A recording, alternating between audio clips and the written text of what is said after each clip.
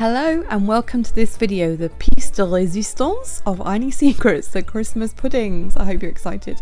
Okay, so we have got here some raisins which I've had soaked in spiced rum. You don't have to use alcohol, you could use orange juice or you could just use them dry, it will all work fine. I'm putting in some mixed peel. I'm going to be honest, I actually would probably not bother with that or the orange peel that you'll see me putting in a minute, unless you like that kind of bittery aftertaste that you get from something like marmalade. I don't. I think it spoilt it. So yeah, I've used cranberries, raisins. You can use whatever you like. I'm also going to put in a couple of teaspoons of, wait for the video to catch up, orange juice.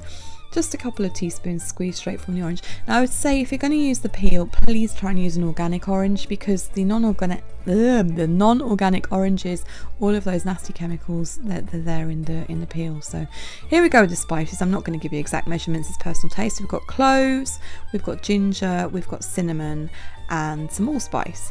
And I'm also going to grate in some nutmeg, because I adore nutmeg. So just use what you like. You could use star anise, anything at all that you really like. And then just give it a good mix. I also added in some crystallized ginger just because I love it. You could use a stem ginger.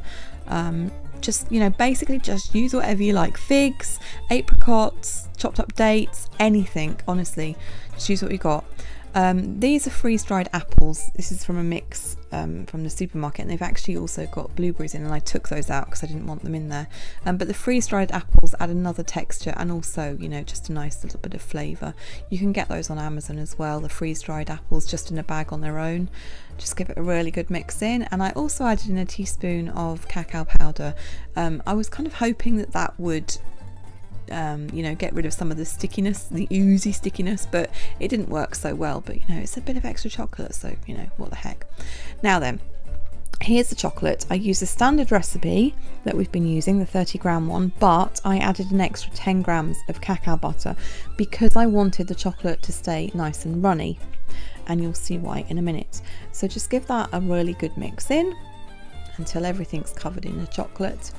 And once that's all done, you're just going to use a standard dome mold. Now this one takes 24 and I got 20 out of it, out of this quantity. So because the chocolate's runny, it's really nice because it will ooze in around all of the pieces of fruit, and it will give you a nice solid surface when you finished and you give it a good bang on the work surface. So yeah, just push it down a little bit so that the fruit goes in there. And we've got 20 out of this batch. It's not too bad at all. Give it a really nice firm bang on the work surface to get rid of any air bubbles, and pop in somewhere cool, the fridge or cool place like a garage. And here you go, this is them when they've set. Now silicone is amazing, you just turn it over and push it out. Fantastic. So hopefully you've all experimented with some silicone molds by now, and here you go. In the next video we'll look at how to decorate them.